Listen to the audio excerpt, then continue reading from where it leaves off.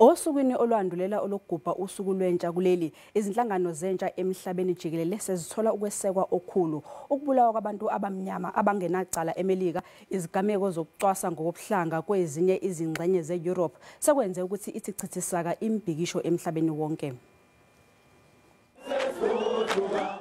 Umkhankaso we#FeesMustFall waqala ngokumba eqolo kwemfundo emva kwalokho kwahlaselwa izichuse zabaholi bancindezelo yamazwe aphesheya ezifana nalesi.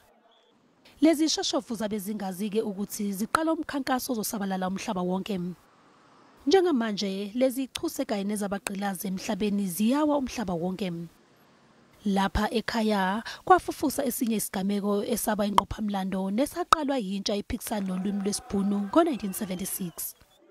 Izishoshovu seziqalile phansi nezicelo zazo zokuthi kususwe izichuse zabaholi bamazwe aphesheya. The symbolism of the statues in our public places, of course, it's a product of apartheid and colonialism.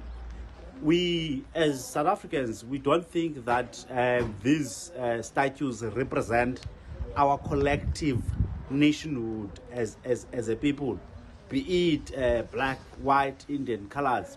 It does not represent us. Therefore, as we have done in 2015, that we do not want these statues must come to an end. Therefore, we are saying roads must fall in gardens, border must fall in front of parliament. Lezi zichuse zitholakala emhlabeni wonke jikelele. Umlando wazo waphela ngesikhathi sobandlululo.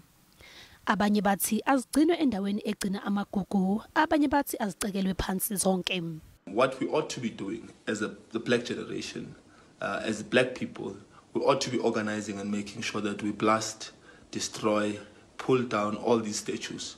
We should not be asking for any permission from anyone, from any government. These governments are not for the people, and certainly, as they have proven, they're not for black people. We ought to be bringing them down.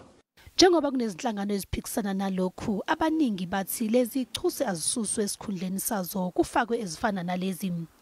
Lesiphakamiso ke sesekwa emhlabeni wonke.